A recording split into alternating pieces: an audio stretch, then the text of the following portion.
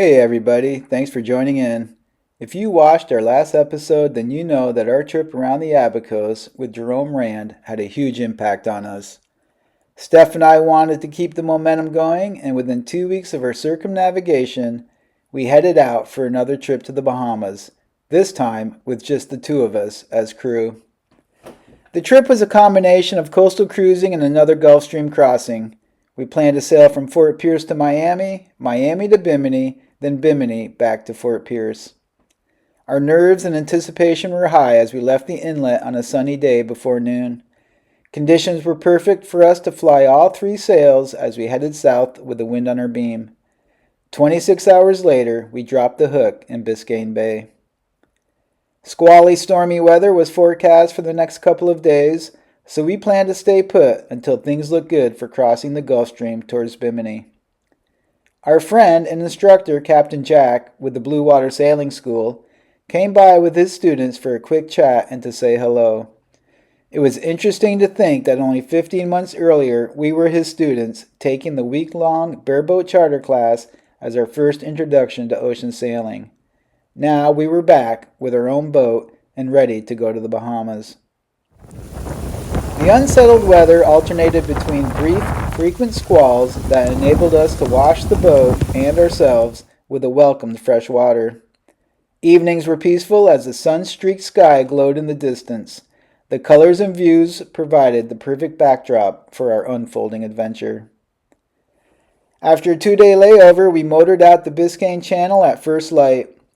It was strange to see the ocean as flat and calm as a lake, with clouds over the Gulf Stream and even a waterspout forming off in the distance.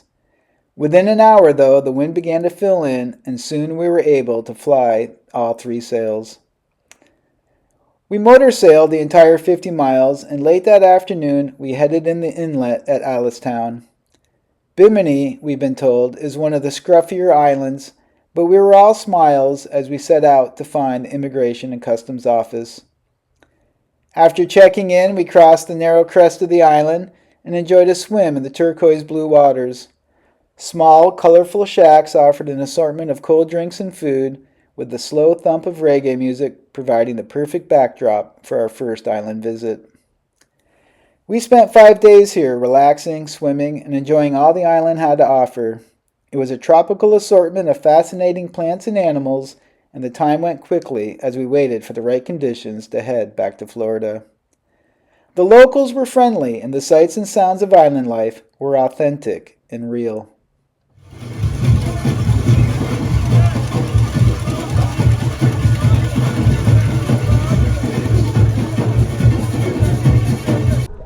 While in our slip and hanging out on deck, we noticed a lot of marine life beneath the surface. We soon realized an assortment of sharks and rays were continually passing by, no doubt attracted to all the scraps the local fishermen were throwing into the water. Some friends we had met left the same morning we did. The boost from the Gulf Stream current and the gentle southeast winds helped us to cover the 135 miles back to Fort Pierce in just over 17 hours.